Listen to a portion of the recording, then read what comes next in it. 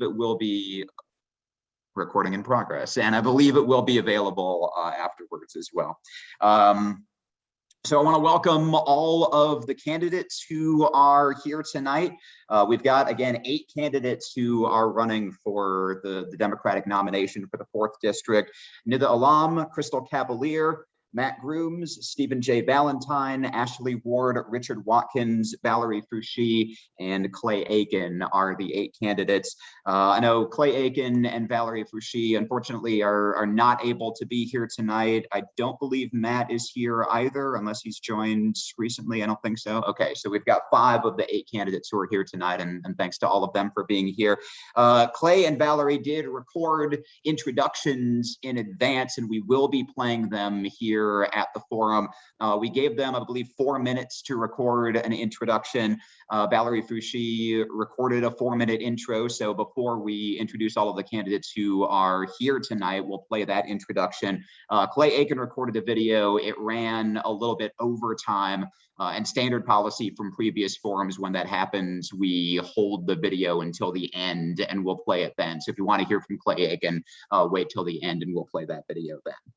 And I think that's it for introductions. Again, thanks to all of you for attending. Thanks to all of the organizations for making this possible. And thanks especially to the candidates. Lisa mentioned this a few minutes ago before everyone joined in, but it takes a lot of work and a lot of effort and a lot of dedication just to run for office, to put yourself out there. And it's what makes democracy go and move and thrive and survive and sustain itself. So each of the candidates here is doing an incredible amount of work already. So thanks to all of them for being here and for doing the work that they're doing during this campaign season.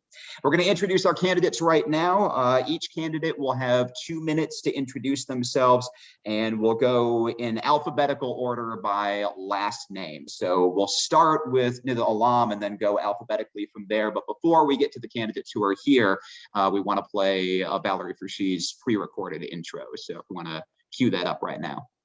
I am queuing it up right now.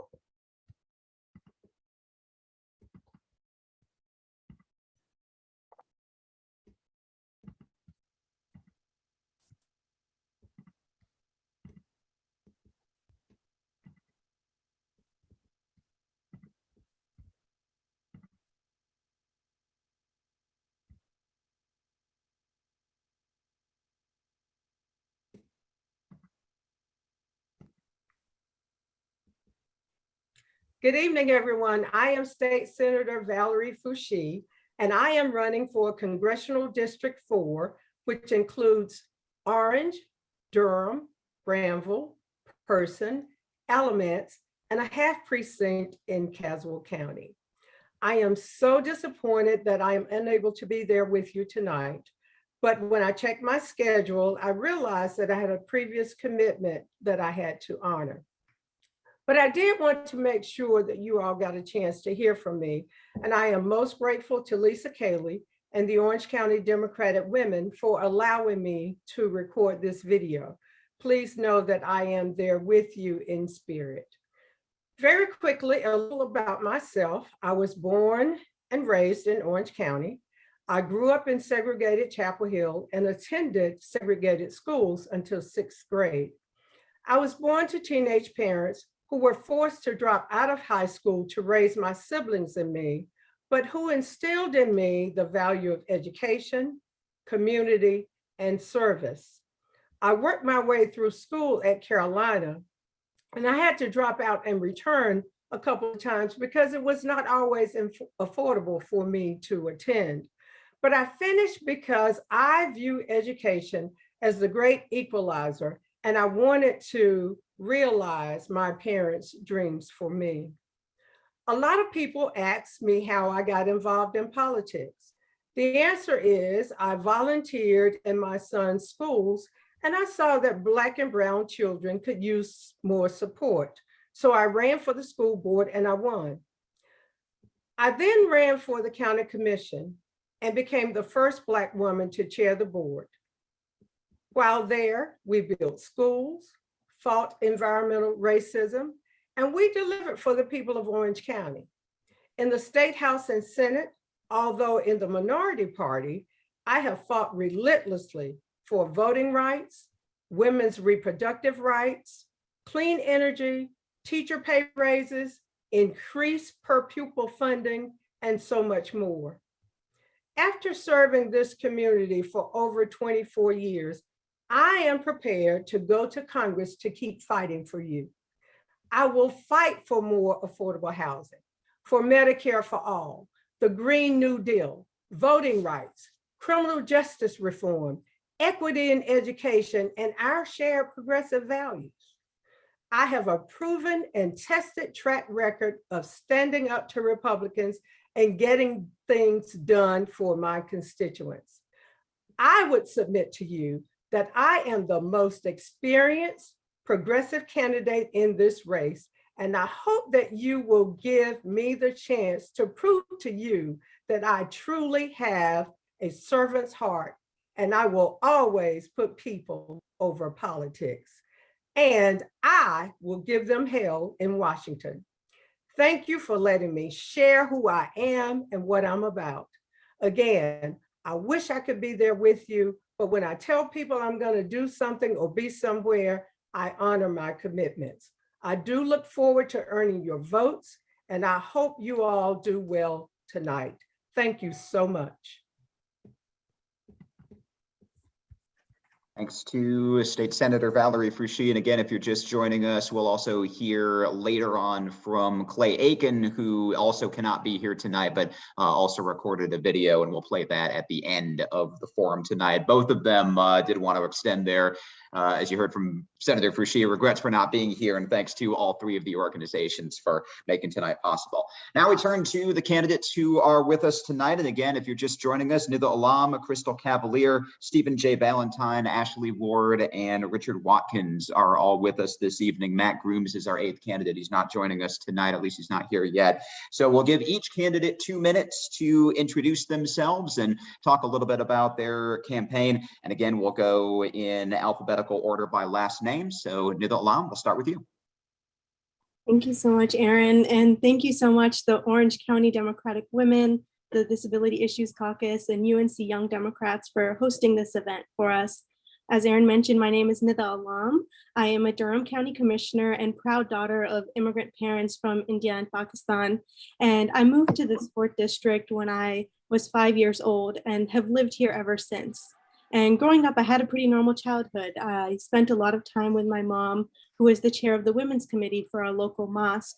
And I worked as her assistant, helping her run food banks and search for apartments to rent and furnish for newly arrived immigrants and refugees.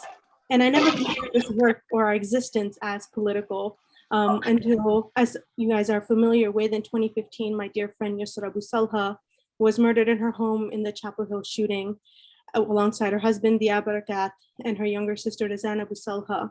And seeing how the police chief and local elected officials failed to recognize that it was a hate crime, I saw that our community's voices weren't being heard. So I knew I needed to step up and claim a seat at the table. And since then, I have been an advocate for those individuals who don't have a seat at the table.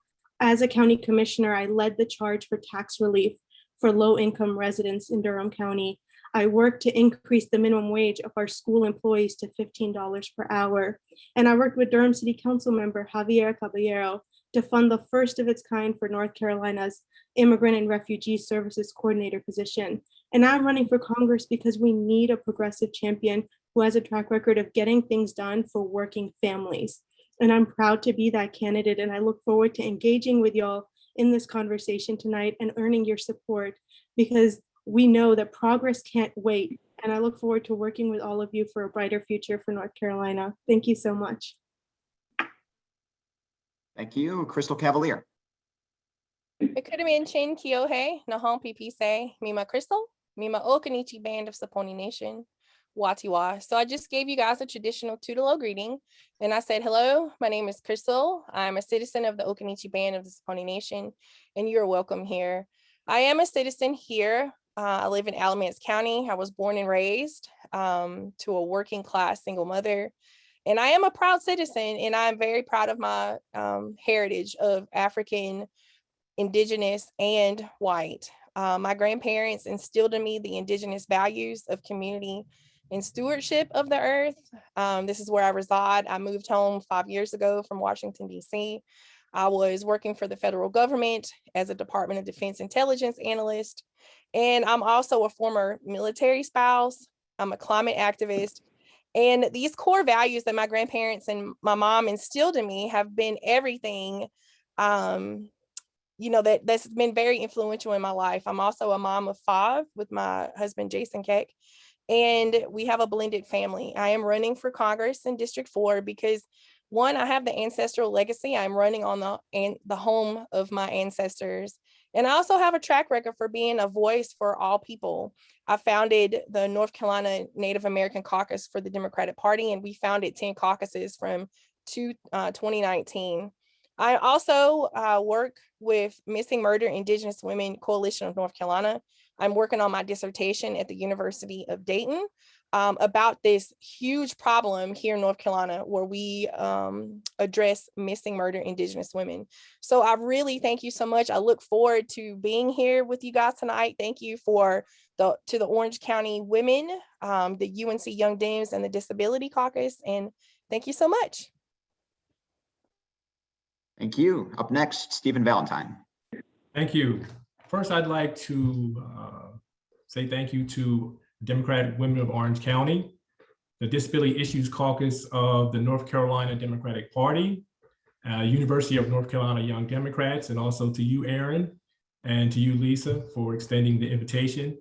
I look forward to the discussion that we're going to have this evening with the other candidates in this race. To learn more about me, you can go to my website at www.stephenjvalentineforcongress.com. I hope through tonight's discussion and forum that you'll get an opportunity to know who Stephen J. Valentine is and what he stands for. And I look forward to earning your support, because after 20 years of war in our country, it's finally time for us to prioritize the needs of people. And that's why I'm running for Congress right here in the 4th Congressional District. Thank you. Thank you. Ashley Ward. Thank you so much to our host for sponsoring this event. My name is Dr. Ashley Ward. I am a lifetime resident of this district, a community college graduate, a climate expert, and a mom. My family are former sharecroppers turned tobacco factory workers, small business owners, and teachers. I was born in Durham. I worked in the tobacco fields in the northern part of this district, graduated from Person High School and Piedmont Community College. I'm a first-generation college graduate who returned to college at the age of 30 with 2 little kids, a 5-year-old and a 1-year-old, one in diapers and one tying her shoes, to earn my bachelor's, master's, and PhD from UNC Chapel Hill, and then taught there for about 7 years. I then went to work at NOAA, the National Oceanic and Atmospheric Administration, working on the ground in communities most impacted by climate change. I now work at Duke University's Nicholas Institute for Environmental Policy Solutions as a senior policy associate. I'm running for office because we need more people with practical experience and expertise in Congress. If elected, I would be the first climate expert ever elected to US Congress. But I'm like many of you, I have a child that has a chronic illness, so my husband and I have carried significant medical debt. As an adult that returned to college, I had to take out college loans, both for myself and then for my 2 girls. So I have student loan debt.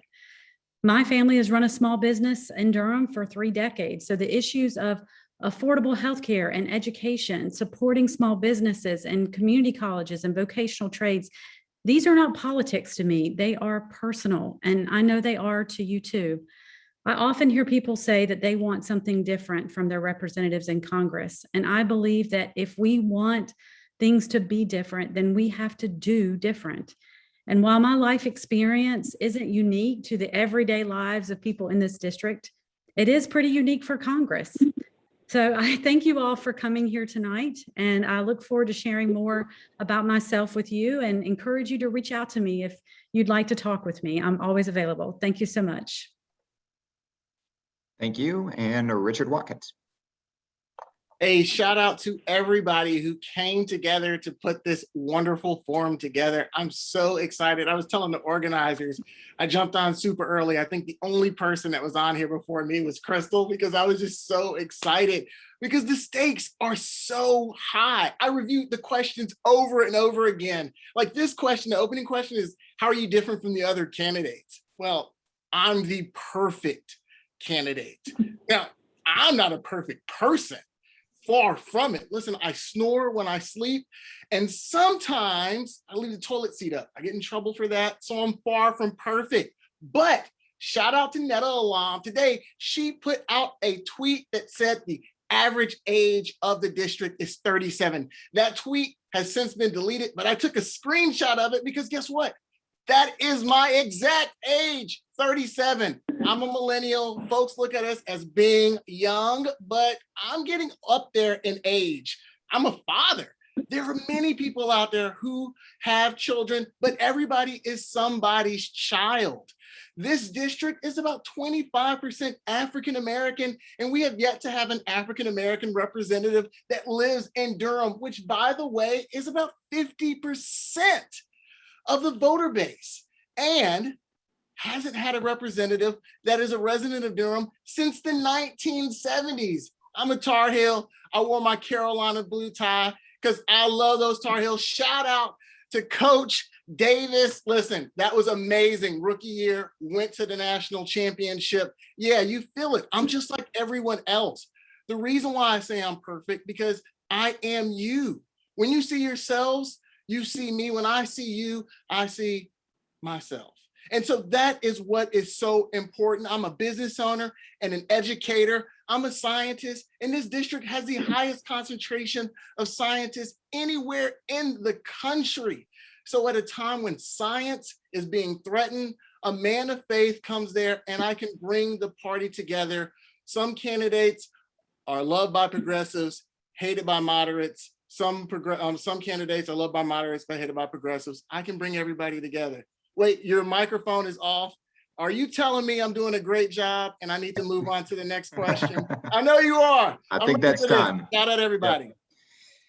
Well, thanks to all the candidates. I got a question during in the chat during the introductions asking if people at the forum will be able to pose questions to the candidates. The answer to that is no.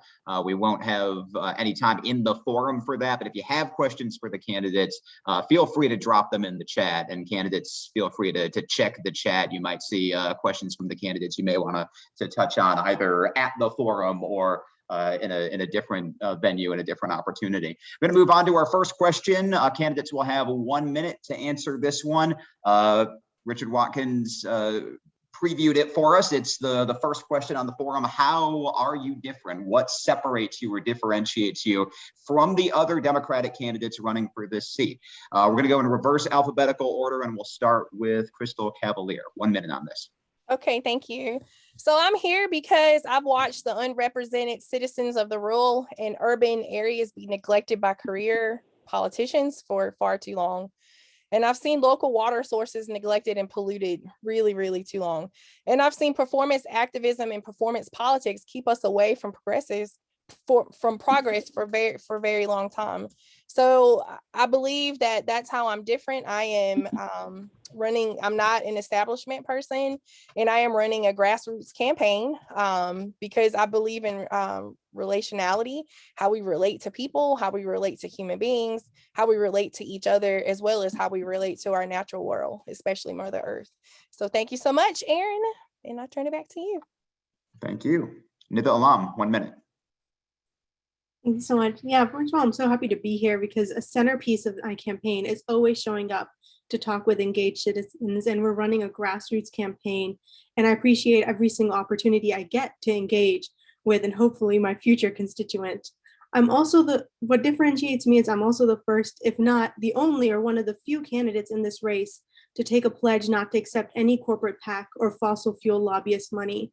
And we're also the only campaign in this race with a robust field program. We have over 40 student volunteers who are making calls and knocking doors. We've made over 50,000 calls to voters. We don't take anyone's vote for granted, and I'm grateful for the work of our amazing volunteers have been putting in. And right now on this forum, I'm also the only candidate who has actually been elected to public office. While I think all kinds of experience is important, I also think that having someone who has put in the work at the local government level to get things done will be incredibly important in Congress. Thank you. Next up, Richard Watkins, 1 more minute. Yeah, I think the thing that makes me different is that I'm able to bring together so many diverse groups of people. As I was saying, as I ended up my introduction, we have a serious tension within the Democratic Party between progressives and moderates. We have candidates who are progressives and loathed by moderates, and we have candidates who are moderates and loathed by progressives. I appeal to both groups, and this is needed in this time of division, bringing everyone together. I'm both a scientist and a man of faith. I can bring those together as well. The reason why I am different than every other candidate here is because of that ability to unify and to create unity and to work and serve the people. That is why I'm your candidate for United States Congress. Thank you. Thank you. Ashley Ward. I am a climate health and resilience expert with over a decade of experience in climate change and federal policy. I have the full spectrum of federal policy experience, from development and administration at my job at Duke to implementation in communities with my job at NOAA.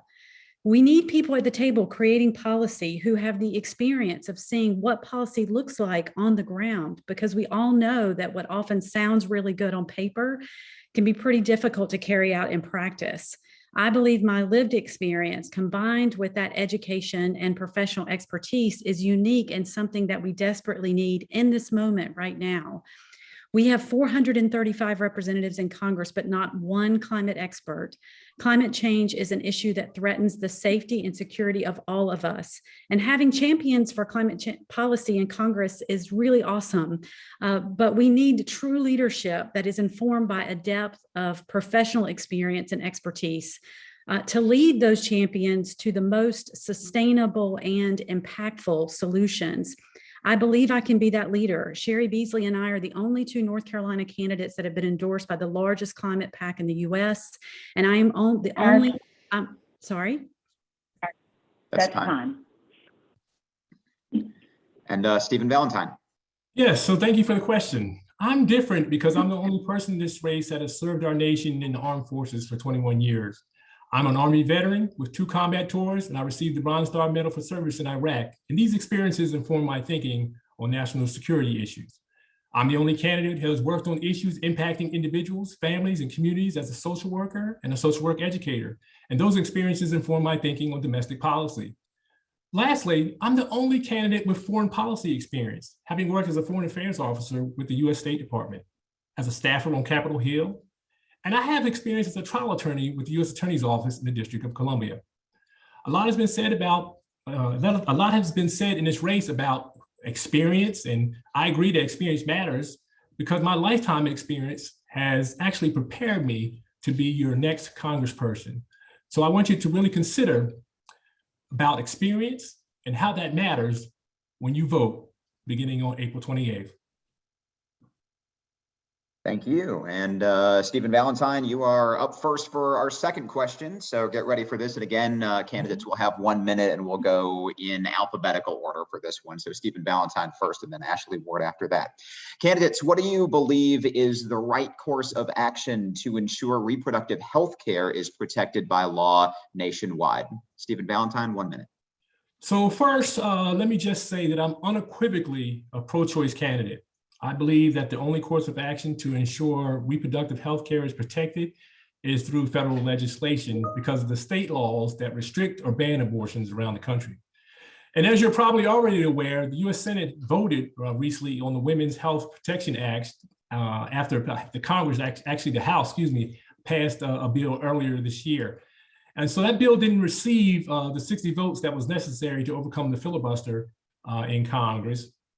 So we have to continue to fight to protect women's rights, particularly in light of the shift in the Supreme Court that seems poised to overturn the 1973 ruling in Roe versus Wade which gave women the legal right to an abortion. And I believe that that's what the law of the land should be. And I will continue to fight for that for women.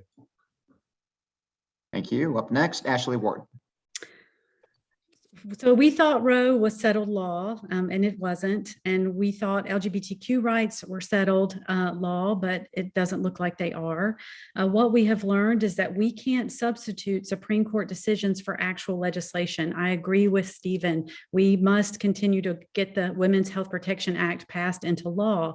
This piece of legislation is important because it prohibits states from passing laws that impose burdensome requirements for reproductive health services. My daughters and I marched at the U.S. Supreme Court alongside Planned Parenthood for the Whole Woman's Health versus Hellerstedt case, a Texas law that sought to undermine women's reproductive health rights using these very same tactics. I'm a fierce defender of women's reproductive health rights. I also support the reintroduction of the Protect Women's Health from Corporate Interference, which is a repeal the Supreme Court decision that would allow corporations to use the owner's religious views to deny health coverage for contraception.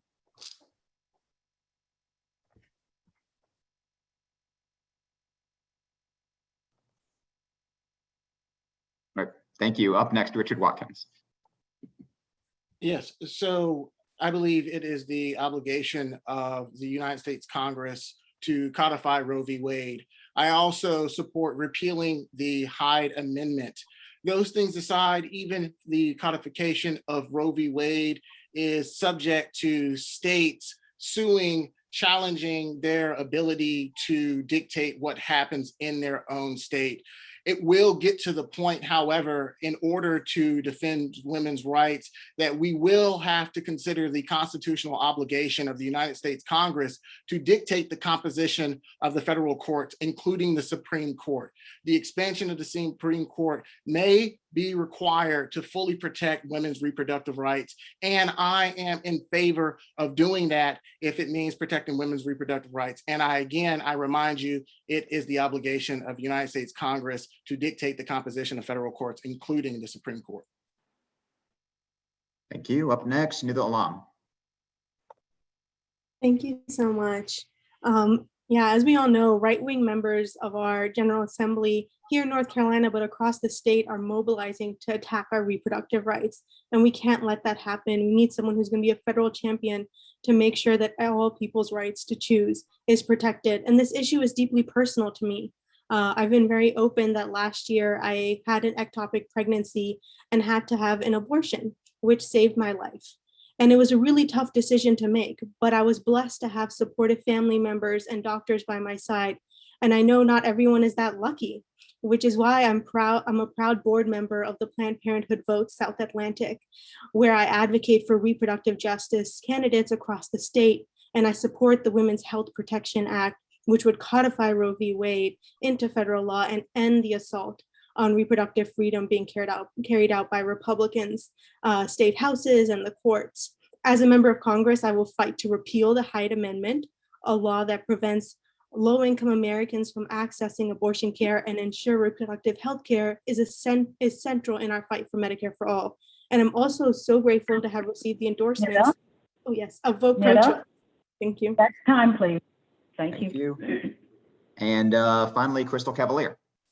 Hey, everybody. So I agree with all the candidates here. You know, I'm a woman, and I know if this law is made illegal or where women cannot have the right to choose an abortion, this is going to affect the Black and brown people, because we know that people who are well off, they can actually go to another country or do what they need to do to save their face.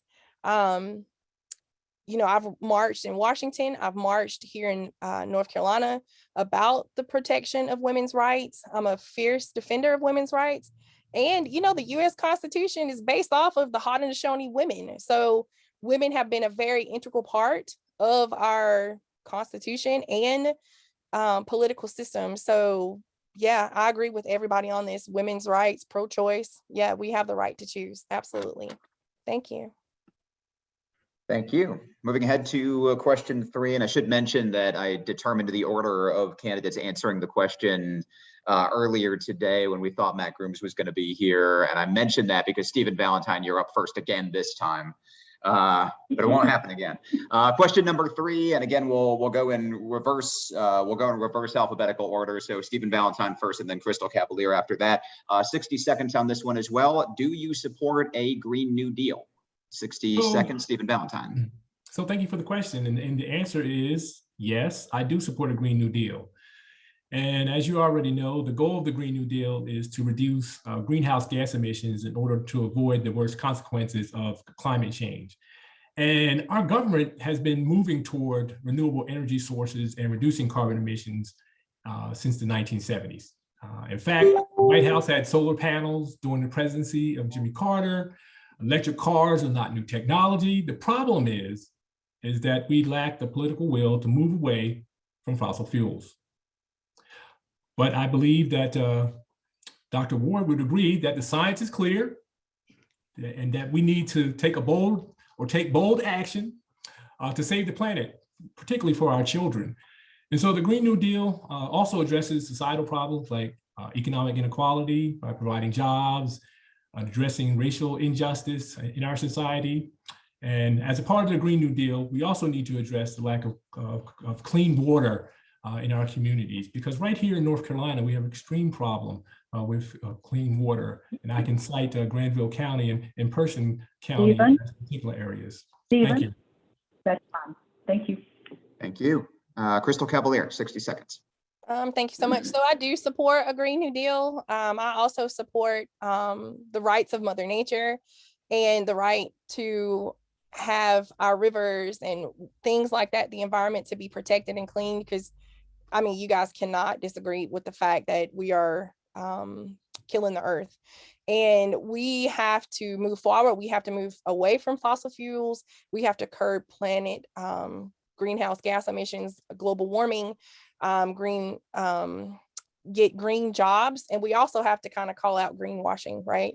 We also have to get new high-paying jobs in clean energy industries and also renewable sources. We also have to have a renewable environment plan. So yeah, I do support that. And I have a lot of ideas if you guys want to reach out to me, more than the 8 seconds I have left, but I appreciate that. Thank you. Thank you. Up next, Nida Allam. Thank you. Yes, I do support the Green New Deal. And the IPCC actually just released a report that said we have less than 3 years to take action to avert disaster. And I'm running for Congress in support of a Green New Deal because it's people like me, my generation, who have to deal with the long-term ramifications of our inaction. And to those who ask, like, whether we can afford to pay for the Green New Deal, I always ask them, how can we afford not to? We are already paying billions of dollars each year to combat unforeseen weather events, including droughts and hurricanes right here in North Carolina, and we'll continue to pay the price until we proactively invest in a Green New Deal to transition us away from fossil fuels, save our planet, and create millions of good paying jobs. I also want to point out that it's our dependence on oil right now that is leading to high gas prices. And a Green New Deal would remove that dependence that's hurting our families. Thank you. Richard Watkins. I support the Green New Deal, but I also recognize that it's not enough. The Green New Deal would have been absolutely perfect 50 years ago, but due to the lack of action and the lack of political will, in many ways, the train has left the station and the ship has sailed. 1.5 degrees is guaranteed to happen according to the most recent IPCC report. And we need to evolve the way we talk about it. The situation is dire and it's grim. And I don't think any of the candidates really reflect the urgency of the situation. We need to evolve the way we talk about it to include prevention, yes, but also mitigation, adaptation, preparation for worst case scenarios, many of which we cannot avoid. And third, reversal. Innovation and investment in science may be our only way out of it. Quite frankly, it is going to be our only way out of it. So the Green New Deal is great, but it is not strong enough. The situation is far more serious than anybody is giving it credit for. Thank you. Thank you. And Ashley Ward. It is impossible to answer this question in a minute. We need to understand that the Green New Deal, yes, I support the Green New Deal. It is a resolution, not legislation. The Green New Deal gets us to the door, but government needs real action to carry us over the threshold. There are currently about 15 pieces of legislation in the House and Senate developed under this framework. I'll drop a list of them in the chat. Please feel free to reach out to me if you want to discuss any of them. Briefly, we need comprehensive policies that together address mitigation, resilience, and adaptation. This means ending fossil fuel subsidies and extending programs like Biden's proposed 10-year extension on the solar tax credit. But it also means revisiting and revising the Stafford Act, the federal flood insurance program, using existing federal programs and agencies to incentivize state and local governments to invest in transformative adaptation, not incremental adaptation practices and projects as we've currently seen. Yes, the IPCC report recently published said that we have a shorter time frame to act than we originally believed, but that acting will not be as expensive as we thought. So we must marshal all of our efforts across the entire scope of the federal government to address this, the world's greatest threat and the greatest threat to our national security and well-being. Thank you. Question number 4, we're talking education for this one. Ashley Ward, catch your breath because you're up first for this one, and we're going alphabetically, so Richard Watkins, you'll be second. How do you view your role as a congressional representative in funding traditional public schools, supporting teachers, and ensuring that students are taught accurate information about history and current events? Ashley Ward, 60 seconds. So I believe the federal government does have a role to play. First, we need to end the burden of standardized testing. It's bad for our kids. It's bad for our teachers. Research shows that standardized test scores are most correlated to a student's life circumstances. So reform means addressing a student's social and emotional needs and conditions in which they live and also in which they learn. So in making improvements to school buildings. This means we need to do things like increase the federal budget that goes to the Department of Education and funding to programs through Individuals with Disabilities Act, which ensures that children with disabilities get the services they need to be successful. It also means supporting programs like the school meal programs through the USDA. I'm a proponent of free school meals and the CHIP program, and supporting the African American History Act, for example, which funds the National African American History Museum's development of educational programs for public schools. And we need to fully fund Title I. In 50 years has never been fully funded, and likely it needs an update to meet current needs, better oversee the administration of those dollars at the state level, streamline the process of receiving those funds, and refine how eligibility is determined. Okay. Thank you. 60 seconds for Richard Watkins.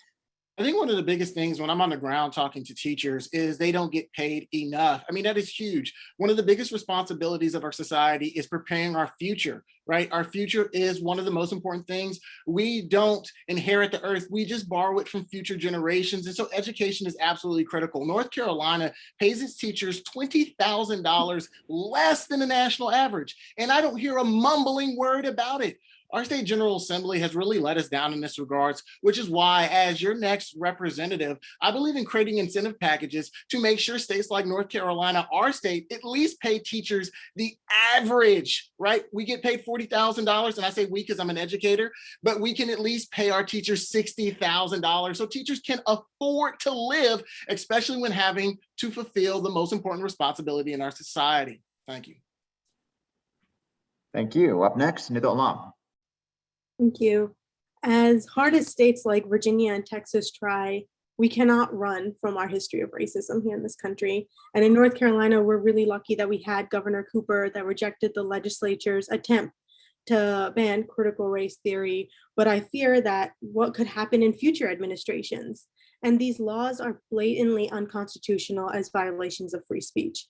But the far-right courts packed by Donald Trump continue to enable racist erasure of history. And first, we as members of Congress must advocate for judges who represent the diversity of the American people and pass the Judiciary Act of 2021 to undo Trump's damage to the trust in our courts.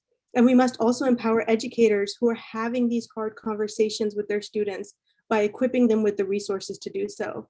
By increasing Title I funding, we can put money in the hands of schools in low-income areas where students are predominantly Black and Brown And as a county commissioner, I have experience with working with our public school systems every single day of having to fund the budget of our public schools, making up 80% of our county commission budget. Thank you. Up next, Crystal Cavalier. So thank you so much.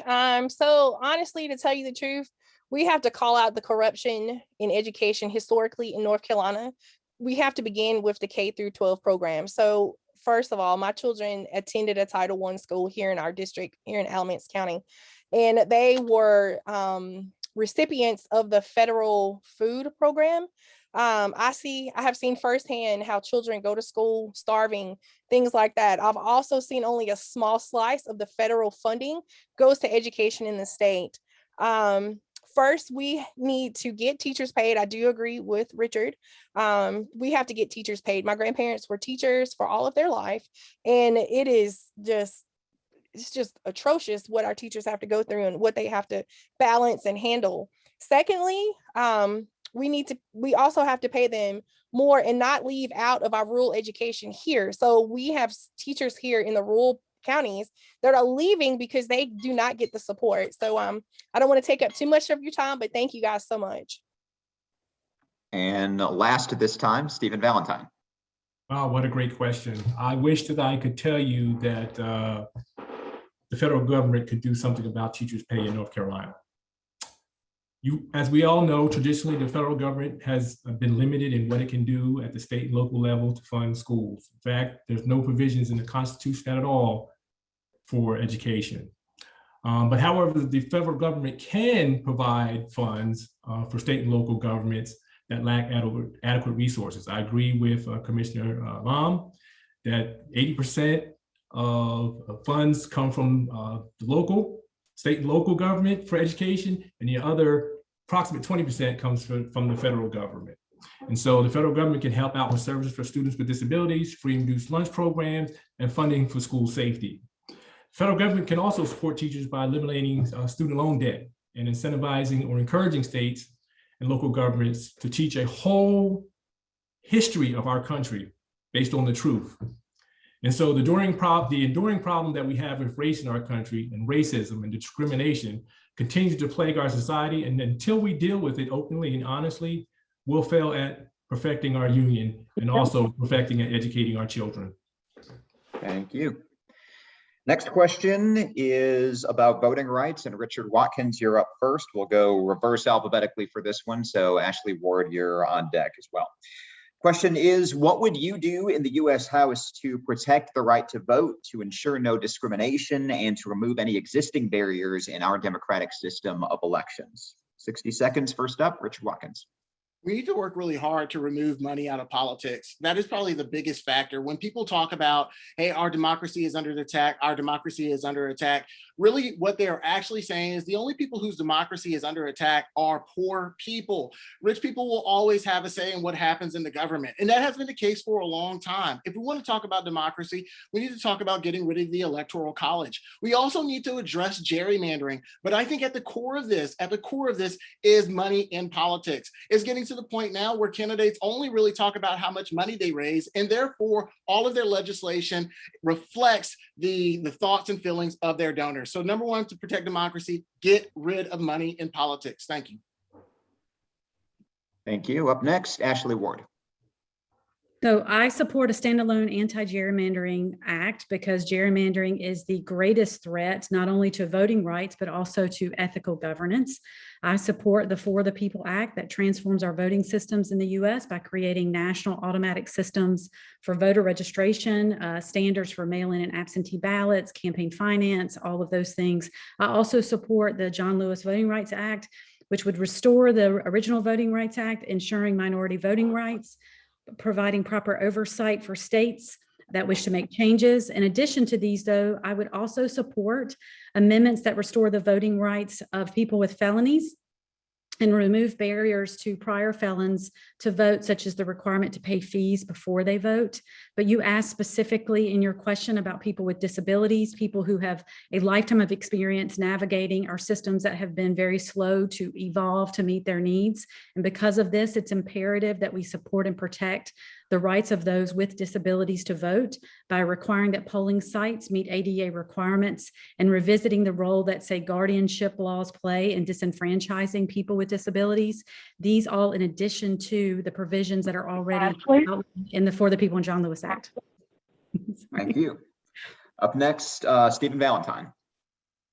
Yeah, so I agree with Richard Watkins that money is crippling our politics and our democracy, quite frankly.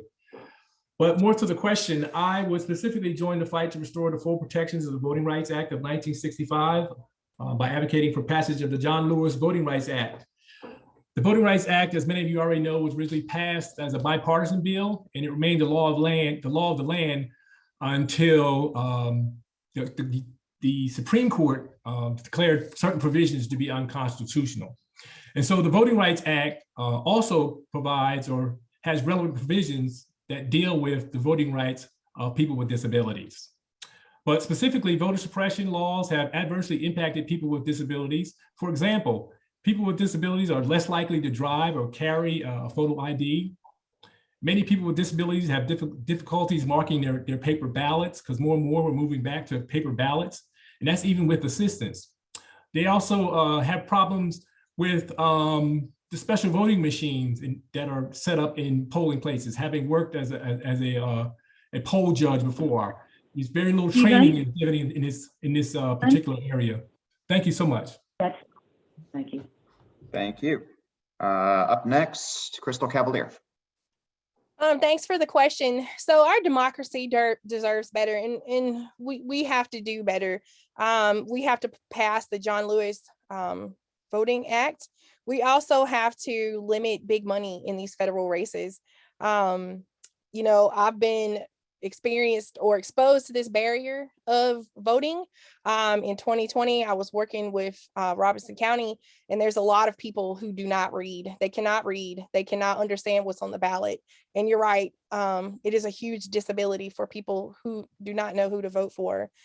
We need to encourage more grassroots citizens like myself in running, and also gerrymandering. This last map redrawn and in the last 10 years has just been ridiculous. Like I said, I've been on the front lines helping people understand these issues and how to get around it. And finally, these right-wing organizers are working to keep certain people from casting these ballots. So thank you, guys. Thank you. And Nida Allam. Thank you. Yeah, as everyone mentioned, our democracy is under attack. And the battle over voting rights is one of the greatest civil rights challenges of our times. The people of this district need a progressive champion to follow in Representative Price's footsteps at the federal level to ensure that everyone can make their voices heard in our democracy. In Congress, I would be an outspoken supporter of legislation like the For the People Act and the John Lewis Voting Rights Act, and do everything in my power to ensure their success, including supporting filibuster reform in order to ensure the passage of this legislation. Because we see, as the corporate greed exists in DC, that we have Democrats who are holding back this legislation. We have Republicans holding back this legislation. And we also need to make sure that all our polling places are complying with ADA and removing barriers to voting, including both physical barriers and inaccessible voting machines for people with disabilities. Thank you. 5 questions down, 2 left to go. Thanks to all of the candidates again for attempting to answer all of these huge issues in multi-part questions in 60 seconds. I know it's difficult. Thanks also to the people who have been dropping questions in the chat. Again, a reminder, we won't be able to get to the questions in the forum directly, but I know some of the candidates have already been posting responses in the chat, and thanks for doing that. And keep posting those questions in the chat if you've got them in your comments, because that's a good reminder that there are a lot of issues that we're covering tonight, a lot that we're not going to be able to get to tonight that are also important. So thanks for doing that. Question number 6 is going to go back to healthcare. Nida Allam, you're up first, and we will go alphabetically. So Crystal Cavalier, you're on deck. If elected to the House, what would you advocate for as the solution you believe to making healthcare costs affordable and healthcare more accessible for all Americans? Nida Allam, 60 seconds. Thank you. During the early stages of COVID, I, like hundreds of thousands of individuals across the country, lost my job due to COVID-related layoffs. And my husband and I lost our health insurance because it was tied to my employment, forcing us to pay medical bills out of pocket without having a stable income. And I know what it's like to worry about cost rather than care. And in Congress, I would work to make sure families no longer have to face these consequences of an inhumane system. I support Medicare for all, and I will also always fight for a healthcare system that covers the cost of mental health care, dental care, abortion, and fertility treatments. Lastly, our system suffers from systemic ableism. 800,000 Americans with disabilities are on waiting lists for homes and home and community-based services, and 8 million people need assistance with daily tasks, but our government won't adequately fund and support necessary programs, and we need to fix that. Thank you. Crystal Cavalier, 60 seconds. Thank you so much for that question. So I do, like Nida, I support Medicare for all. So in January, my mom had a healthcare crisis and she had a stroke. And I saw firsthand how it was very difficult for her. She was not able to access the facilities that she needed to regain her strength. We did not want to put her in a nursing home, so we brought her home. That is how we take care of our elders in our community. Also, my daughter, Catherine, she's also had 2 autoimmune disease. She's had them since she was 5, as well as asthma. And, we've dealt with this while we were in the military, her healthcare was perfect, number one. But when we retired from the military and we became TRICARE standard, we were not able to secure the correct healthcare or pharmaceutical needs for her, and her medical bills were atrocious. And that is the number one debt. So I do support Medicare for all, and thank you. Thank you. Stephen Valentine, you're next. Yeah, so I want to be very clear on this issue. I believe that the best way to make healthcare affordable is a system that provides access to healthcare as a basic human right. That means access for all under any circumstance. The United States remains only one of few countries in the world that don't have universal healthcare. But what we're dealing with as a practical matter, and not aspirational, is that just yesterday, President Biden expanded the scope of the Affordable Care Act by executive order, allowing an additional 5 million people to have access to subsidized healthcare plans under the Affordable Care Act marketplace. The Affordable Care Act was also very instrumental for people with disabilities, because prior to the Affordable Care Act, insurers could deny coverage to people with disabilities or other chronic healthcare conditions. And so just a little bit about Medicare for All. So Medicare for All was actually proposed first in 1983 by the late John Conyers, Democrat from Michigan. So the Democratic Party has been moving in that direction for quite some time.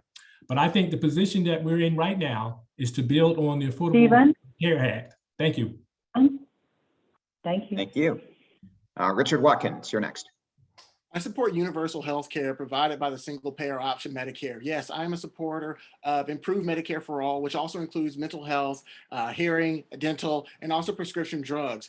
But that would not have saved my mother. My mother died of stage 4 cancer just 2 weeks before my daughter was born. She would sit, beg, plead with tears in her eyes for the opportunity just to be around to hold her daughter. That opportunity never happened, which is why we have to invest. I believe we should double the federal expenditures for research so that we have cures tomorrow that we don't have yesterday, because we invested in them today. And if we did that, my mother would have still been around to hold my daughter. And we have to invest in it if we want to make cures and save people's lives. Thank you. Sorry. Thank you. Ashley Ward, 1 minute. As I said earlier, my family also has personal experience with the failure of our healthcare system, like so many other candidates have already stated in their own lives.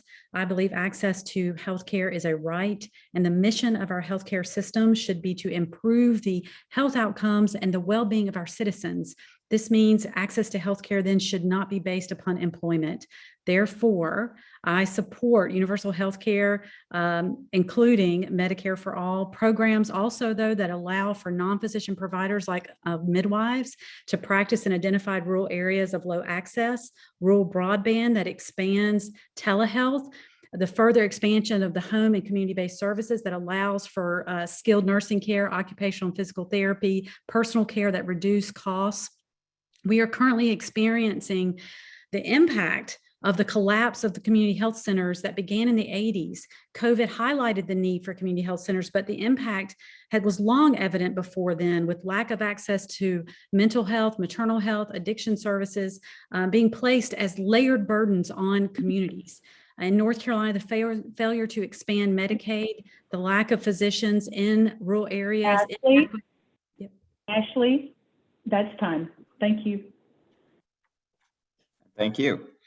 One more question before we get to our closing statements. And again, if you're just joining us, or if you were just joining us over the course of the forum, we will hear Clay Aiken's video at the end of this. The whole thing is being recorded, so you'll be able to revisit the whole thing later on as well. Last question deals with foreign policy. Crystal Cavalier, you're up first, and we'll go reverse alphabetically. So Nida Allam, you're on deck. How do you view the U.S.'s role in responding to foreign conflicts such as the Russia-Ukraine invasion? 60 seconds, Crystal Cavalier. Thanks for that question. So from my experience of working for the Department of Defense, Department of Homeland Security, Department of the Army, and U.S. General Services Administration, it is important that we keep our foreign policy and protect our national security. It is very important that we have a presence in that, as well as this Russian-Ukraine invasion. You know, I've worked in counterintelligence. All of our issues here are interconnected, and we have to remove our dependency on fossil fuels and extractive resources, as well as, you know, I do have to say that we are going to need to decrease our military budget to help offset other issues, as well as just making sure everybody is educated and aware, especially on cybersecurity and things like that. But foreign policy, 100%, I do believe we have to have a presence in it. Thank you. Thank you. Nida Allam. Thank you.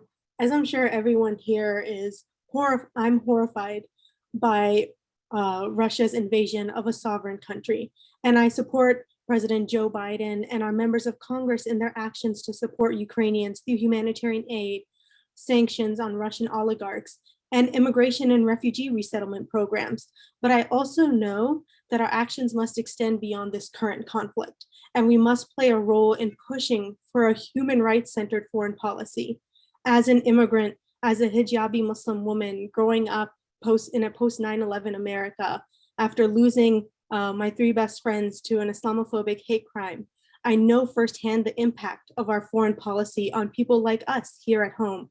And I believe we should lower the defense budget and make sure we're always leading with peace and diplomacy. Thank you. Richard Watkins.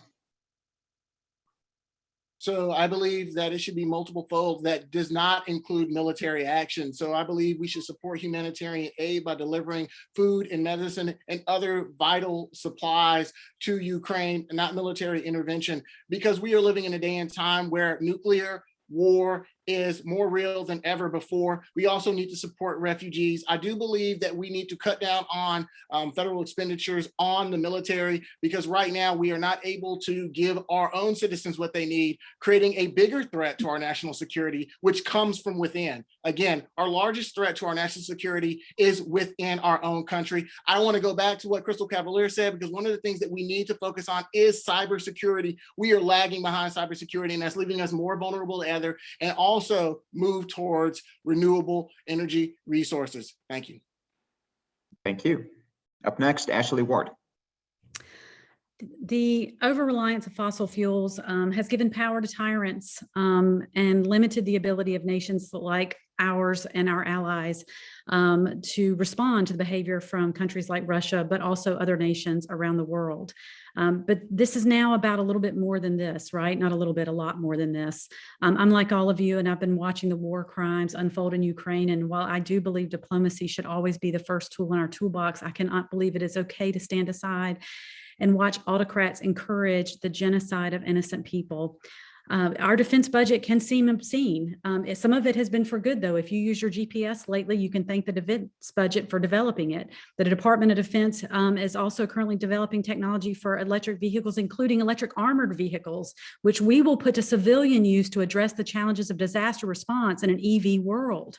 I don't want to see a bloated defense budget, but I acknowledge that our presence and that of our allies must also be used to prevent the needless slaughter of innocent people. So I call for a more strategic use of our defense budget that will help us both meet the climate crisis and protect innocent lives around the world. Thank you. And Stephen Valentine.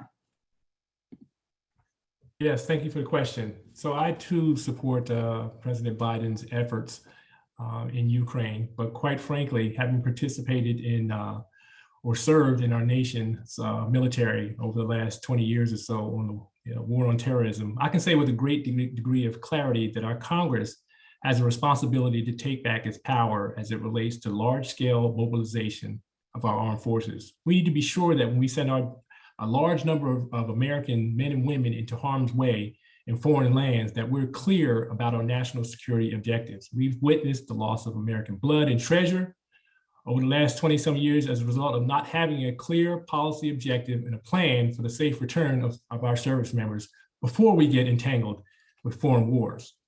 And our country can't afford to continue to have the executive branch to have exclusive reins in this area through authorizations for the use of force. If we are at war, the Congress should declare it so the entire country can get behind the effort. Now, with respect to our defense budget, the United States spends more on military spending than any country in the world. I believe we can and should reduce spending. In fact, if we reduce defense spending by $400 billion, we would still spend more on defense than any other nation in the world. Thank you. Thank you. Thank you. Thank you. And that wraps up the question portion of the forum. Thanks again to all of the candidates. And again, special thanks to our three organizations. Again, the Democratic Women of Orange County, the Disability Issues Caucus of the North Carolina Democratic Party, and the UNC Young Democrats. A lot of work behind the scenes going into putting all those questions together. We turn now to our candidate closing remarks. Every candidate is going to have, again, 1 minute for closing remarks to sum up, talk about any issues or any points that they haven't had a chance to hit on yet, anything else they want to say. We went in alphabetical order for our opening statements, so we'll go in reverse alphabetical order for this one. So Richard Watkins, you're up first. Ashley Ward, you're on deck, and then so on after that. 60 seconds, Richard Watkins. Well, I am a 37-year-old African-American scientist that just happens to study viruses. I'm a business owner that focuses on science policy, which I've been doing for the past decade. I'm an educator. Moreover, I am a proud father of an absolutely amazing 6-year-old who recently lost her second tooth. And yeah, I took that tooth out myself. Needless to say, the future is very, very important to me. Listen, I am you, and I am your candidate for United States Congress. My name is Dr. Richard Watkins, and I'm looking forward to fighting for you. Thank you. Up next, Ashley Ward. So you have an important decision to make. Who are you going to elect to fill the seat long held by David Price? And what do you want to see from your next congressperson? I consider myself a policymaker, not a politician. Too often we elect someone to office, and once they get there, they're more concerned about protecting that seat than fighting for us. If elected, I will fight for the legislation that we've discussed today, but also the ones that we haven't had time for, like immigration reform, tax reform so that you aren't paying a higher tax rate than billionaires, reforms to HUD that will address affordable housing, modernization of our infrastructure. Look, I do have expertise, but the type of expertise is important. I haven't been sitting behind a computer in a lab. I've spent my career working hand in hand with communities, often with people who don't agree with each other, bringing them into the policymaking process. I want to bring that way of representation to this district. I've seen this work. Earlier, I said, if we want things to be different, then we have to do different. And I'm pretty different. Thank you so much. Thank you. Up next, Stephen Valentine. Yes, so I'm a resident of Durham County, but I'm running to represent all of the people in the 4th Congressional District. And I'm running to prioritize the needs of people over partisan politics. Now, there's a lot at stake in this election. And I want to let you know that if you elect me to be your next congressperson, I'm absolutely positively not going to be serving for 30 years. The future started yesterday. And there are many people in this country who can lead. And when people sit in offices for 30 years at a time, it does a lot for parties, but doesn't help advance the cause of our nation. And so I'll be looking to serve for a season if you elect me as your next congressman. And I also want you to know there's other important issues that are on the ballot: preserving Social Security, restructuring the tax system, because quite frankly, without restructuring the tax system, none of the proposals that have been discussed would be possible because we need more money in our national treasury in order to prioritize the needs of people. So I'm hoping that you'll count on me to be your next leader here in the 4th Congressional District. Thank you so much for having me this evening. Thank you. Crystal Cavalier. Wow, thank you so much for having me here. So I would just say justice can't be about just us. We have to be inclusive, including rural, disability, environmental, racial. All of these things are interconnected, and you need a person who has had the experience as well as the credentials. Now, I'm a humble person, and I do not brag about all of the credentials that I've had, but I do have an extensive resume, and I've worked in federal government. I've worked in climate activism, as well as the front lines. I'm a mom, I'm a wife, I'm spiritual, and I am all of this, and I am running here in Alamance County. I've grown up here, and you guys have a huge decision to make because there's a lot of great candidates on this call. So thank you so much for allowing me to be here, and I will see you guys soon. Thank you. And finally, Nida Allam. Thank you so much again to our amazing hosts for this incredible forum. It's always a blessing to be able to engage and campaign on our policy ideas. And this district is a strong Democratic, proud Democratic stronghold here in North Carolina, and we're seeing unprecedented attacks by Republicans statewide, which means that we can't afford to send a status quo Democrat to DC. And I'm proud to have been a progressive fighter from day one, as an organizer, as vice chair of the state Democratic Party, as a county commissioner, raising the wages for county workers and fighting to deliver property tax relief that helped my constituents stay in their homes during the pandemic. I'm ready to be that progressive voice in Congress to fight to defend our democracy, protect our right to choose, and make sure everyone has access to basic health care. Thank you all so much. Thanks to all of the candidates who are in attendance. Again, Nida Allam, Crystal Cavalier, Stephen Valentine, Ashley Ward, and Richard Watkins. Got a couple of the candidates could not be here tonight. We've already heard from Valerie Foushee. We had her video at the top of the forum. We're going to wrap up by playing the video that we got, an introductory video from Clay Aiken, who also could not be here tonight, but sent along a video to introduce himself to you all who are here this evening. Lisa, you want to pull that up? I will do that. Thank you very much, Aaron.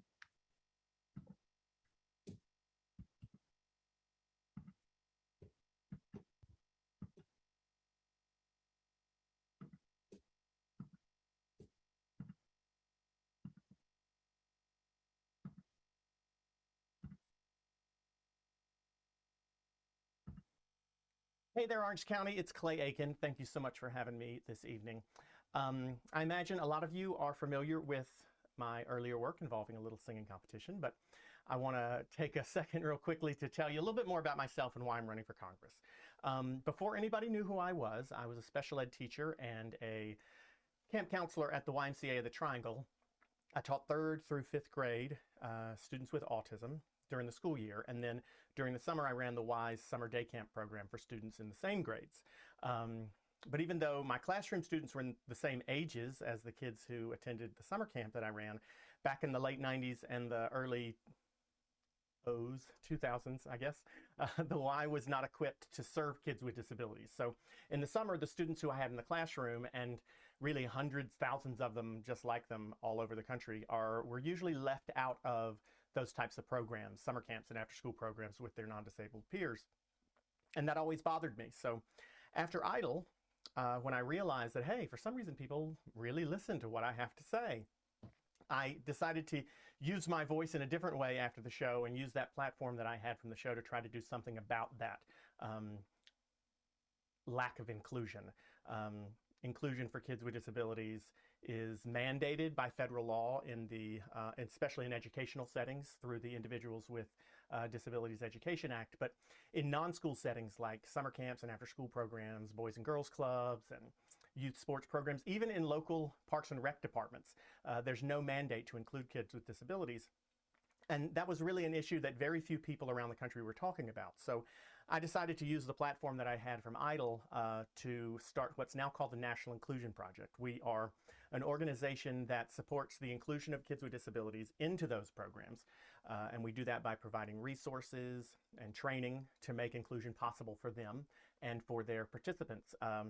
Over the past 19 years, we've grown from a small model that provided grants and resources to programs here within North Carolina to now, 19 years later, a nationwide organization that's developed special curriculums for inclusive recreation, as well as nationally respected training and accreditations for those programs that are trying to make their offerings inclusive and available to all children. And we've got successful programs in more than 35 states. We've got major support for programs right here in the Triangle and throughout the country. And we've been blessed over these past 19 years to have been successful at sending thousands of kids to inclusive summer camps and after-school programs and the like every year. And that is the type of results-focused attention that I plan to bring to the needs of our home in Congress. I know we are all incredibly sad to see Congressman David Price retiring this year. He's the very first politician I ever met. When I was in 8th grade, I actually called and asked him to come and speak to my 8th grade middle school class. And he did, because he's that sort of hands-on, dedicated leader. And in him, we are losing a local legend, especially, at least in my mind, I think probably in everyone else's mind here too. And he's a member who's 8th in seniority in the House, which allows him the opportunity and the ability to bring a lot of attention and resources right here to the Triangle. And we're losing him at a time when our area is transforming and growing more than ever before. If you've been here as long as I have, it's hard to believe that it could grow any faster than it has in the past 20 years. But in this moment, we are growing faster than almost anywhere else in the country. And we need the attention of the federal government right now. And that's one of the reasons I'm running, because we need someone who's got a voice and a platform that can direct that attention and those resources right here to the Triangle, because we need that here more now than ever. But we can't strive for symbolism while we do it. We've got to have actual action. Symbolic victories are great, but only when they're backed up with real concrete laws, real change. We've got to stay focused on that concrete change, and we've got to strengthen our government and our economy and make them fair for everybody. And we've got to do that while we are reminding the rest of the world that the Triangle is truly the tip of the spear for progress in America.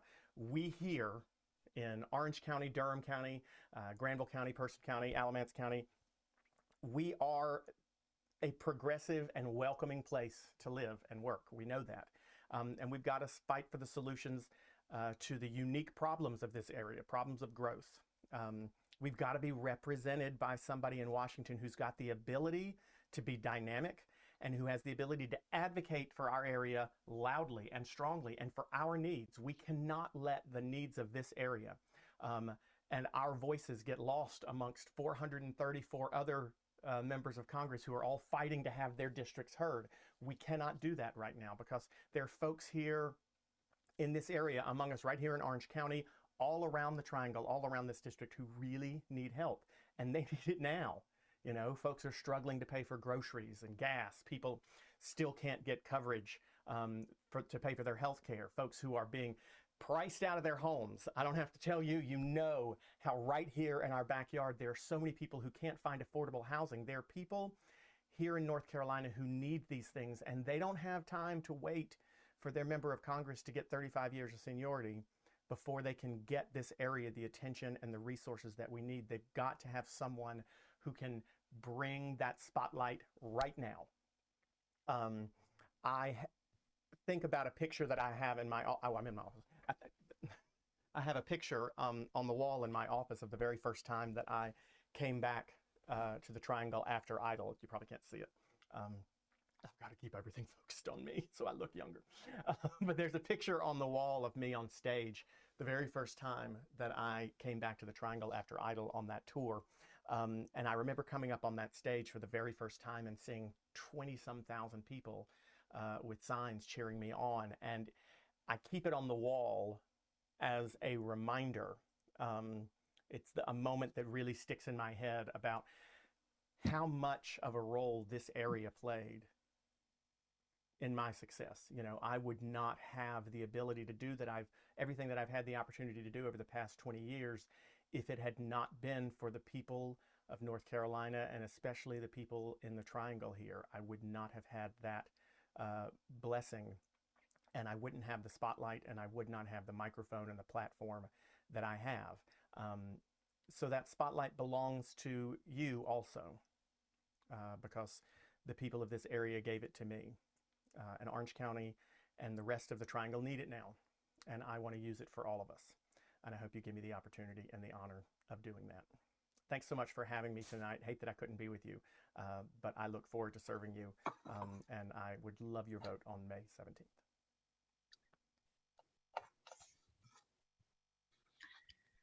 And that wraps up our candidates forum. Thank you all so much to the candidates, to Aaron, Nida Allam. Point of question. Yeah, Sorry, Richard. this might be odd, but can each candidate get an opportunity to give a speech for 7 minutes? Technically, there were 7 questions that you each had a minute to answer. So in fairness, Fair. that is the reason why we pushed it to the end instead of airing it in the beginning. They were given 4. You took 7. Valerie Foushee took 4. We played hers first. Thanks again to all of the candidates. Again, Nida Allam, Crystal Cavalier, Stephen Valentine, Ashley Ward, Richard Watkins for joining us tonight. All 8 of the candidates, including Clay Aiken, Valerie Foushee, and Matt Grooms, all are doing an incredible amount of work over the course of this campaign. And special thanks to them. We said this up top, but these are the folks that are making democracy happen and keeping it surviving and thriving and stronger than ever because of the work that they're doing and because of the work that these organizations are doing who are putting on this forum tonight. Again, special thanks to the Democratic Women of Orange County, Lisa Cayley representing tonight, the North Carolina Democratic Party's Disability Issues Caucus, Michael Ebola with us tonight, and the UNC Young Democrats, Megan Wagner with us tonight. Special thanks to Denise Cheney for keeping the time and keeping all of the candidates on time over the course of the forum. And thanks again to all of you for being in attendance tonight because you're making democracy happen as well. Primary day is Tuesday, May 17th. Early voting begins a lot earlier than that, just a few weeks away on Thursday, April 28th. So get ready to mark your ballots for this race and a lot of other very important races that are going to be on your ballots. I'm Aaron Keck. Again, thank you so much for being with us tonight, and that's our forum. And thank you so much, Aaron, for the excellent moderation this evening. You've made it all happen. Thank you. Thanks, everyone.